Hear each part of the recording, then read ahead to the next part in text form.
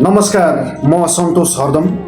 यति बेला गजलकार शङ्कर घरती मगरको उज्यालो भित्रको अँध्यारो गजल सङ्ग्रह मेरो हातमा परेको छ। यो नवीनतम गजल सङ्ग्रह उज्यालो भित्रको अँध्यारोबाट मैले दुईवटा गजलहरू वाचन गर्नेछु। पहिलो गजल। गर्छु मेहनत हुँदैन भने जति के गर्नु, गर्छु मेहनत हुँदैन भने जति के गर्नु, आजसम्म छैन कुनै प्रगति के गर्नु।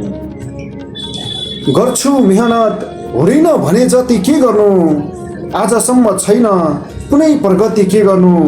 समाजकै निम्ति लड्दा एक्लो बनेको छु, समाजकै निम्ति लड्दा एक्लो बनेको छु। निर्णय गर्छु हुँदैन त सहमति के गर्नु। समाजकै निम्ति लड्दा एक्लो बनेको छु, समाजकै निम्ति लड्दा एक्लो बनेको छु। निर्णय गर्छु हुँदैन त सहमति के गर्नु। आफू नगर्ने मैले गरेको देख्न नसक्ने, आफू नगर्ने मैले गरेको देख्न नसक्ने। यस्तो सोच मान्छेमा नै हुन्छ उत्पत्ति के गर्नु। आफू नगर्ने मैले गरेको देख्न नसक्ने, यस्तो सोच मान्छेमा हुन्छ उत्पत्ति के गर्नु। गर्नुपर्छ भनेर मात्रै नहुँदो रहेछ साथी, गर्नुपर्छ भनेर मात्रै नहुँदो रहेछ साथी। यहाँ लाखौँमा हुन्छन् अलिकति के गर्नु। गर्नुपर्छ भनेर मात्रै नहुँदो रहेछ साथी, गर्नुपर्छ भनेर मात्रै नहुँदो रहेछ साथी।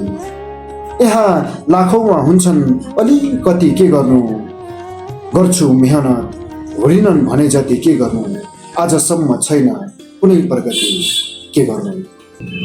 दोस्रो गजल। उज्यालो भित्रको अँध्यारो निकास हुनुपर्छ, उज्यालो भित्रको अँध्यारो निकास हुनुपर्छ।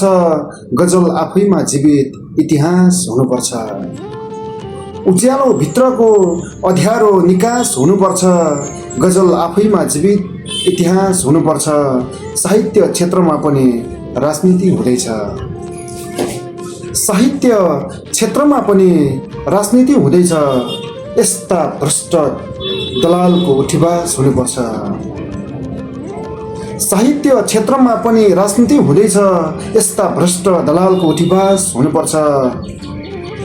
आफ्नै मान्यता र विचार लागू गर्न चाहन्छन्, आफ्नै मान्यता र विचार लागू गर्न चाहन्छन्।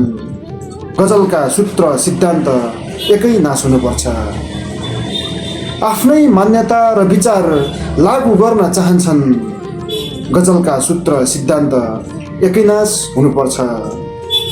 असफलता नै सफलताको बाटो रहेछ, असफलता नै सफलताको बाटो रहेछ।